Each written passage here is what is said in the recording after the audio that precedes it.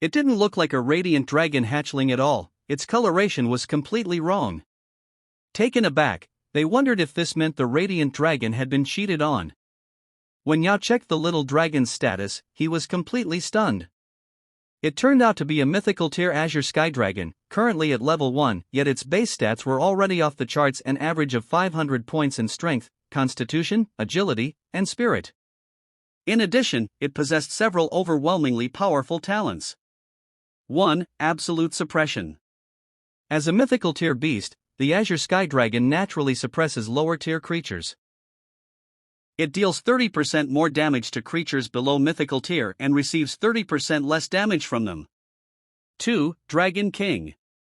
As the supreme being of the dragon race, it suppresses all other dragon-type creatures, dealing 50% more damage to them and receiving 50% less damage from them. 3. Mythical Bloodline.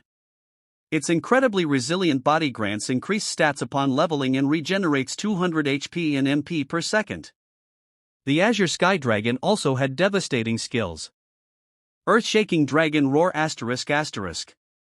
A group stun skill. The dragon unleashes a thunderous roar, stunning all creatures within a 20-meter radius for 1.5 seconds, regardless of tier or type.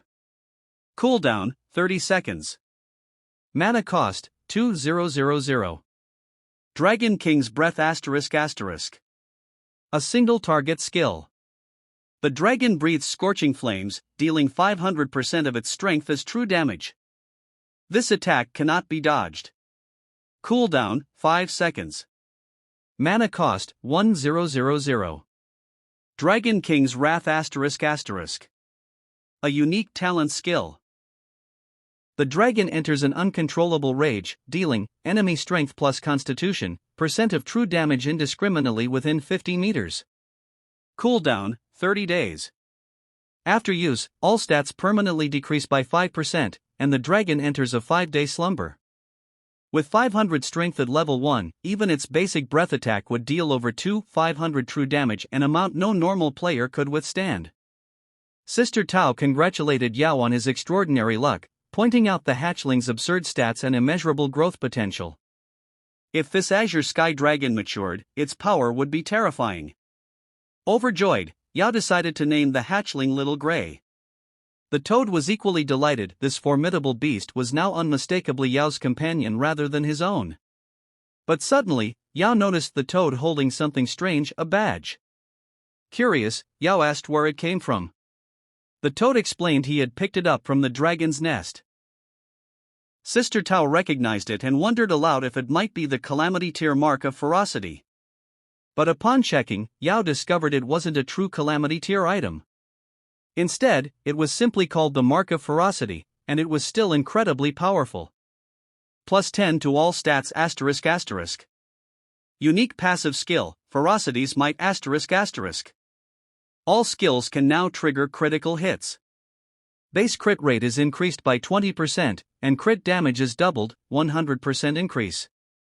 Active skill, Ferocious Massacre ***. Deals 1000% of the user's spirit as true damage to a target. This attack has double the normal crit chance, and if crit chance exceeds 100%, the overflow becomes bonus crit damage. If the target's HP is below 20%, it has a 5% chance of instant death. Cooldown, 10 days.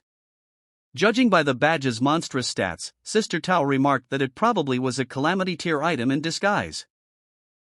The toad, however, insisted that Yao hand it over, claiming he had risked his life to retrieve it. Yao countered that, thanks to the toad's clumsiness, they had nearly died, so it was only fair that he kept the badge as compensation. Still unwilling to concede, the toad demanded 10,000 coins per day if Yao wanted to keep it. Yao tried to sweet-talk him, saying they were buddies and money shouldn't matter between friends. The toad snapped back that Yao only acted friendly when he wanted something, otherwise, he treated the toad as nothing more than, well, a toad. Yao simply laughed, saying that with this badge, cutting through goblins would be like slicing through butter. But the moment he equipped it, he triggered a hidden quest. The Forbidden Adjudicator. Though mighty, the King of Ferocity was consumed by the abyss. Bearer of the Mark of Ferocity, seek the truth. Objective *** find the Fong of Ferocity. Startled by the sudden quest, Yao wondered what the Fong of Ferocity was.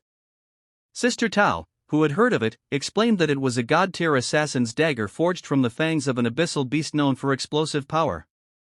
The Fong was clearly linked to the mark of ferocity. However, she warned that reaching the Abyss continent would be a long journey. Before Yao could ask more, his daily gaming time ran out. He would be forcibly logged out in 3 minutes. Sister Tao opened a teleportation portal to return to the Supreme Hall, remarking that she hadn't expected a hidden dungeon in a starter village to take so long. She reminded Yao that if he ever needed help with another dangerous dungeon, he could always hire her. Yao said his goodbyes and logged out to rest. Since Doomsday was still in beta and hadn't fully merged with reality, there was no need to push his body too hard. Would you like me to continue polishing the rest of the story starting from Yao browsing the internet the next day?